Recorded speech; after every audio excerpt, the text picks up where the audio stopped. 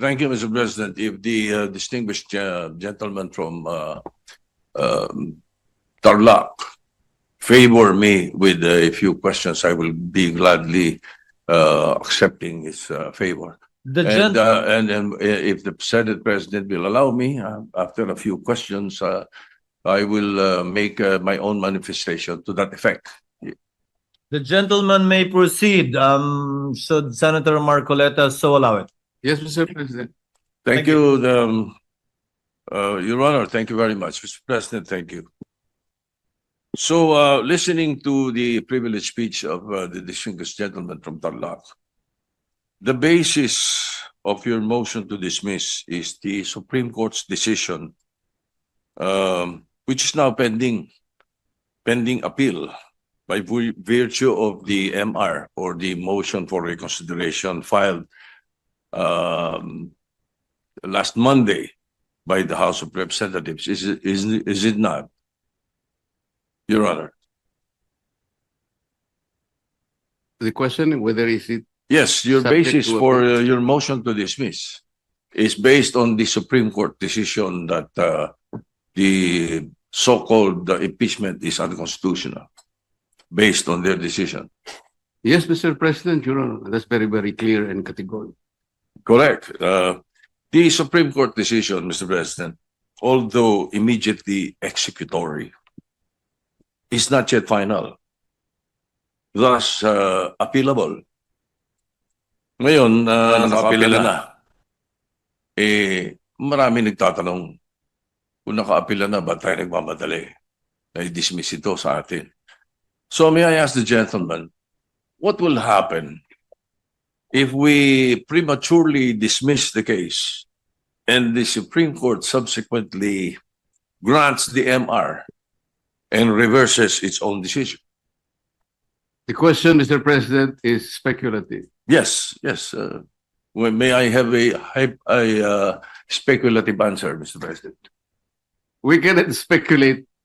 We can only guess, second guess, because on the basis of our experience as a practicing lawyer, Mr. President, ito pong ganitong klaseng desisyon, talaga pong wala na pong kaduda-duda na kahit po mag-file pa tayo ng motion for reconsideration. We are hoping against hope. It is as if we are wishing for the moon. Palagay nyo lang po merong isa na nag-reverse. Hindi rin po ma-overturn eh. Kasi po ang kailangan po ninyo ay 8 ang mag-reverse. Sa inaakala po ba ninyo meron kayong makukuhang 8 na pumirma doon sa unanimous decision na babaligtarin po nila yung kanyang sarili. Kaya napakahirap pong mag-speculate, Mr. President. I will accept the answer of the gentleman, but I have done my research, Mr. President. And to remind everyone, the reversal of the Supreme Court's own decision is not impossible, even in landmark cases. In the case of Labugal, Bilaan Tribal Association Incorporated versus Victor Ramos, GR number 127882, December 1st, 2004, questioning the constitutionality of Republic Act 7942, or the mining law, the Philippine mining law. The Supreme Court granted the MR, reversing and setting aside its earlier ruling. And also, Mr. President, just a few days ago, the Supreme Court reversed its own ruling on the definition of a stockholder. This is the case of Lily Lopez versus Lolito Lopez with GR numbers 25497-957-58. So, may kasabihan po tayo, ang tumatakbo ng matulin, kung matinik ay malalim. Kaya dapat siguro pag-isipan muna natin kung tama ba na bago magdesisyon ang Supreme Court, basta ibasura na natin ang kaso na ito. Unang-una po, Mr. President, gusto kong malaman, yung po bang mga kasong sinabi nyo, unanimous decisions po ba lahat? I am not sure about that. But one thing I can say is that if there is a mistake, a unanimous decision could become a unanimous mistake. Wala pa pong nangyaring gano'n, Mr. President. At saka po tayo pag nananakbo, ako po ay nakasapatos at saka sa kalsada kaya hindi po ako matitinik. Well, Mr. President, there's always a first time. Regardless of whether it's unanimous or not, unanimous decision does not bar an appeal or a reversal, Mr. President. That is one thing for sure. Now, secondly, where is the ball, Mr. President? Or meaning the impeachment case itself? Is it in the Senate or in the impeachment court? Didn't the impeachment court throw it back, remanded, returned to the House of Representatives? So what are we dismissing in the Senate kung wala sa atin ng kaso? Can we continue hearing the case and dismissing it without the impeachment case in our hands? Can we throw the ball out when the ball is not in our possession? Siguro naman dapat magkaroon tayo ng tinatawag nating sense of proper sequencing of moves. Nasaan po ba yung impeachment case? Mr. President, kanina po sa aking clarificatory statement, ang sabi ko nga po, yung ginawa pong initial proceedings ng 19th Congress Senate, yun po ay nangyari sa panahon po ng 19th Congress at lahat po yun ay naisantabi lahat sapagkat natapos nga po ang termino ng 19th Congress on June 30, 2024. Kaya po natin sinasabi, Mr. President, na dinidismiss na po natin ngayon sapagkat tayo po ang nasa lugar na sinasabihan ng Korte Suprema nung sabihin niyang ito ay immediately executory. Sino pong mag-i-execute nun? Hindi naman po i-execute yun ng House of Representatives. Maliwanag naman po na tayo lamang ang tinakdaan ng kataas-taasang hukuman na gumawa ng paraan para isantabi na po ang usaping ito sapagkat napagtibay nga nila na ito'y unconstitutional, void ab initio, at wala na po tayong jurisdiction para dito. Thank you, Mr. President. Your Honor, thank you. But as I said earlier, not because it is immediate and executory does not mean it's not appealable. Now, to continue, Mr. President, I hope you don't mind. I will be posing a question, but then I will be doing a manifestation based on this question that I will be posing.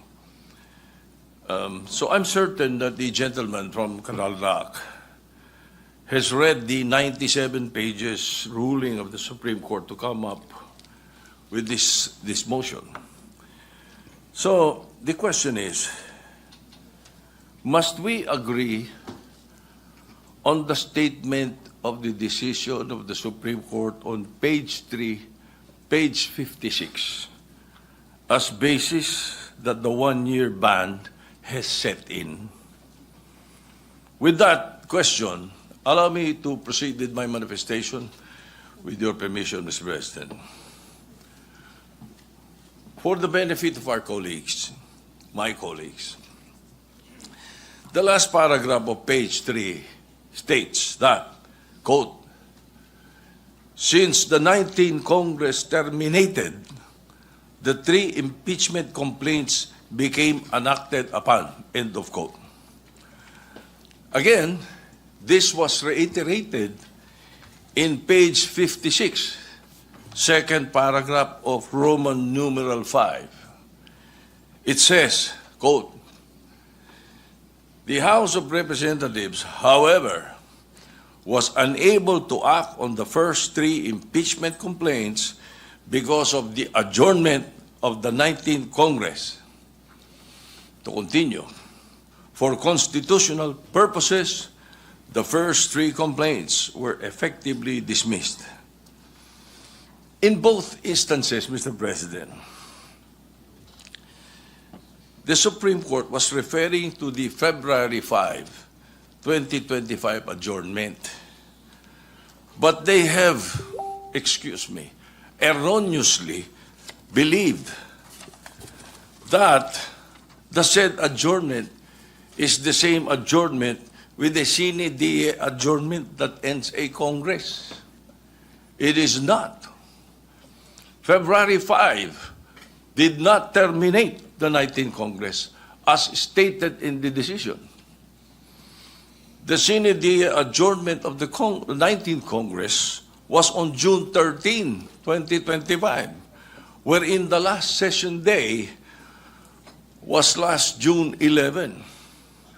Mr. President, and for the information of the public, there is a world of difference between adjournment versus adjournment sine die. Sa atin, pag nag-adjourn tayo for the Christmas break, nag-adjourn for the Easter break, nag-adjourn for the election period, nothing dies. The treaties, bills, resolutions, anything filed continues. It is never archived. Well, perhaps the lawyers of the ponentes did not realize that, or they were not familiar with the rules of Congress. As I said, this is a world of difference. Now, this is a transcendental case. Ang laking constitutional issue. Wala man lang oral arguments, or at the very least, a consultation with some members of Congress or members of the bar na nakakaintindi ng rules ng Congress regarding the procedure. In that matter alone, Mr. President, kasabihan ninyo mga lawyer, falsus omnibus, falsus unos, falsus omnibus. Mistake in one, mistake in all. In that manner, they wouldn't have decided based on their unfamiliarity with the legislative process. May mali agad eh. Pati ba legislative rules natin gusto nilang palitan? Ganun ba yun?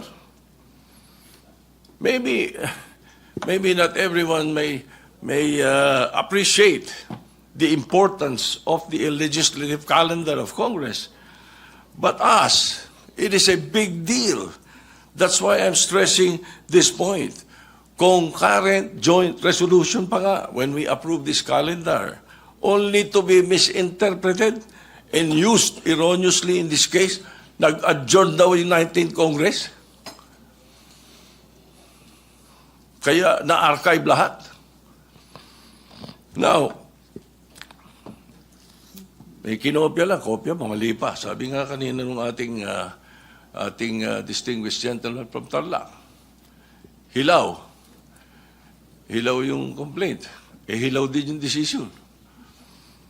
In addition to this factual error, Mr. President, it can be seen in the website of the House of Representatives that the three impeachment complaints were referred to the Committee on Rules and were consigned to the archives on February 6, not February 5, as claimed in page 78 of the decision.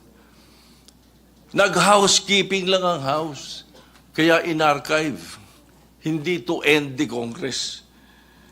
This archiving were not the results of the ending of the 19th Congress, but because of the fact that the fourth complaint were already filed and transmitted to the Senate. Eh dito pa lang, Mr. President, pilit na patunayan na barred ang fourth complaint. Kapag ayaw, may dahilan. Kapag gusto, may paraan. Now,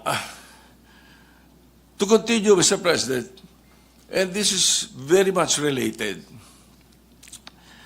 Um, the Supreme Court, by the way, if it is wrong, if the complaint done by the House of Representatives was wrong, we cannot correct a wrong with another wrong. The Supreme Court essentially amended the Constitution by removing the third mode of filing of impeachment complaint.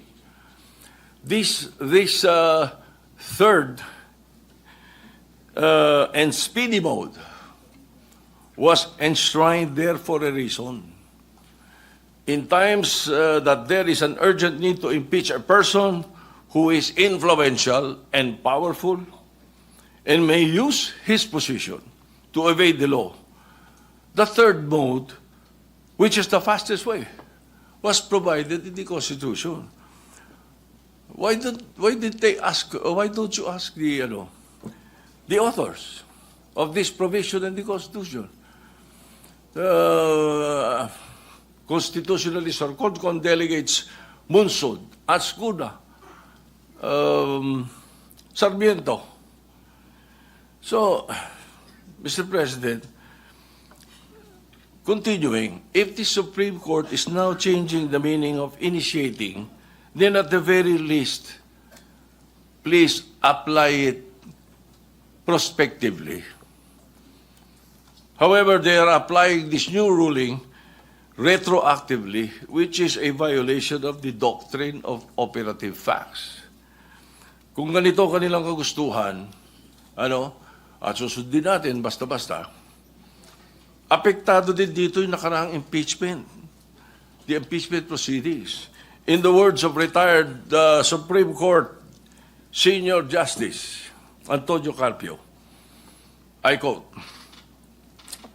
"The said Supreme Court decision practically voided the impeachment proceedings against former President Joseph Estrada and former Chief Justice Renato Corona."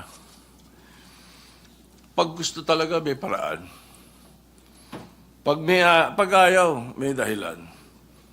Pero wag naman sana pati sa mga ganitong bagay that will ultimately affect future impeachment and legislative rules and proceedings. Sa atin yun eh. I've read that the basis for the retroactive application of the new definitions because the Senate now has not acquired jurisdiction yet. Mr. President, ano tawag natin doon sa nag-constitute kayo as an impeachment court? Nag-robe pa kayo. You even sent out summons. Ano yun? June 9, the Senate President took his oath. June 10, nag-convene ang impeachment court. Ni-remand to the House of Representatives. Tapos yung issue of the summons to the defense. Ano po tawag doon? Hindi nag-convene? Baka hindi nabalitaan ng Supreme Court na hindi nag-convene. Kaya naisabi nila yan.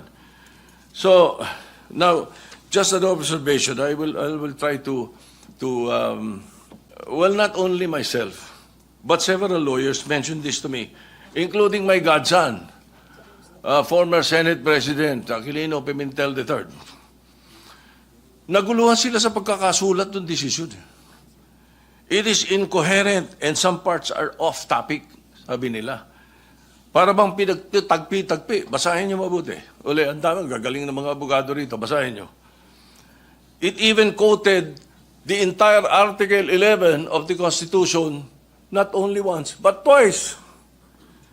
It seems there were two ponentes. Parang dalawa author dito. Well, that is there in my observations. Just an observation. So, Mr. President, the personalities in this present impeachment case is of no moment to me. The Vice President is a friend of mine. The former President, President Duterte, has been my friend since 1988. Everybody knows that. What I'm pointing out is the danger of outright dismissing the impeachment proceedings by virtue of a decision that is not yet final and still pending appeal.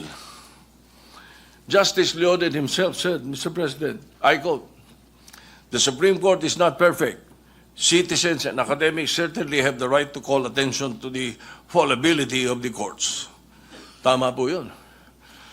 There is no perfect institution. Even Supreme Court ka, pwede mag-commit ng grave abuse of discretion or culpable violation of the Constitution. A case decided unanimously does not mean that it is infallible. For all we know, it is a unanimous mistake. That again can be corrected by setting aside and reversing prior pronouncements. Again, they have filed, the HRP has, the Office of the Solicitor General has filed the MR last Monday. So, in this regard, we shall wait for the resolution of the MR. Please, let us allow and give chance to the Supreme Court to rectify its decision, which contains clear and blatant errors. For their sake and for the sake of future proceedings, let us not dismiss forthwith. And in that light, considering the motion of the gentleman to motion to dismiss, I move to table the motion to dismiss. A motion to table has a higher precedence than a motion to dismiss. Thank you, Mr. President. Mr. President, may I have a quick reaction to the manifestation of the gentleman? The gentleman may do so if he so desires. Mr. President, in the answer of the Solicitor General in behalf of the House of Representatives, there was already a categorical admission that the three initial complaints prior to the fourth one were dismissed because they were all archived. As I have said, archiving is not part of the rules of impeachment of the House of Representatives, but they just did it. Palusot lamang po yun, Mr. President. Paano mo i-archive nang hindi mo susundin yung tatlong steps na sinasabi ng sarili nilang tuntunin? These are not baby steps. These are constitutional steps. At kanina po ipinakita yung slides na yung inclusion in the 10th session day is constitutional. The referral to an appropriate committee is constitutional. There was no referral to any committee. Ang ginawa po nila, tinransmit nila sa Senate without requiring themselves to observe another provision of their own rules. This is to refer to the Justice Committee, where the Vice President might probably be given at least a modicum of right to defend themselves. That is what we call due process. Wala po eh. Inakala po nila na kapag may 1/3 na or more, ay pwede na nilang huwag gamitin yung Section 2 ng kanilang rules. Hindi po nakalagay yun eh. So hindi na po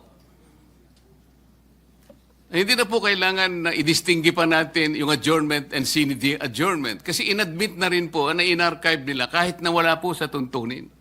Kanina sa manifestation, tinanong din po. Kung wala tayong jurisdiction, paano yung unang initial proceedings? Pwede po yung initial proceedings ninyo will be considered under the doctrine of operative facts. Hindi pa po na-declare na wala pang jurisdiction ang Senate at that time. Ngayon lang po nangyari. Kaya po yung ginawa ng Senate of the 19th Congress, tama pa rin po eh. Wala pa pong declaration noon. Kaya lang, ang kagaya po ng aking clarification na sinabi, all these initial proceedings conducted in the Senate of the 19th Congress were not officially transmitted to the 20th Congress, where I myself belong, a Congress of different composition. So yun po ngayon, naharap tayo ngayon. sa issue na talagang tayo lamang po ang gagawa because there is no other agency of government that will execute that decision of the Supreme Court. Only the Senate. At yun nga mga kababayan, anong masasabi niyo sa balitang ito? Maaring ihayag ang inyong opinyon at kuro-kuro sa comment section sa ibaba. Huwag din kalimutang mag-like, mag-subscribe at mag-share sa bidyong ito. Maraming salamat sa panonood.